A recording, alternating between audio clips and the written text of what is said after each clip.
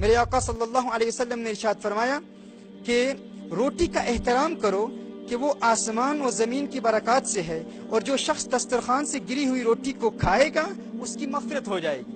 یہ میرے آقا صلی اللہ علیہ وسلم کا فرمان عالی شان ہے کہ یہ جو روٹی کے چھوٹے چھوٹے ٹکڑے ہم دیکھتے ہیں کہ ہم دسترخوان پر بکھرے ہوئے ہوتے ہیں، روٹی کے ٹکڑے دانے پڑے ہوتے ہیں، چاول کے دانے پڑے ہوتے ہیں، جو شخص ان کو اٹھا کر کھا لیتا ہے اللہ عز و جل اس کی مغفرت فرما دیتا ہے۔ یعنی جو شخص بھوک اور پیاس کا عادی بن جائے گا اسے روٹی کا احترام ہوگا، اسے کھانے کا احترام ہوگا۔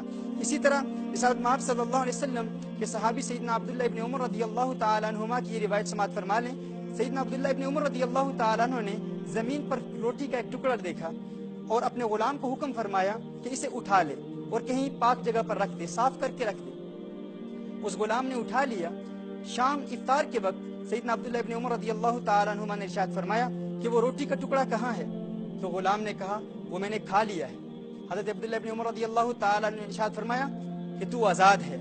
اس نے پوچھا کہ مجھے آزاد کیوں فرما رہے ہیں؟ تو سیدنا عبداللہ ابن عمر رضی اللہ تعالیٰ عنہ نے ارشاد فرمایا کہ میں نے حضور اکرم صلی اللہ علیہ وسلم کی یہ حدیث سنی ہے کہ جو شخص دسترخوان سے کھانا اٹھائے، دسترخوان سے جو شخص کھانے کے ٹکڑے یا روٹی کے ٹکڑے اٹھا کر کھا لے وہ شخص مغفور ہو جاتا ہے، اس کی مغفرت ہو جاتی ہے۔ اور فرمایا تیری تو مغفرت ہو چکی ہے، تو مغفرت کا حقدار ہے، تجھے میں اپنا غلام کیسے بنا سکتا ہوں، لہذا جا تو آزاد ہے۔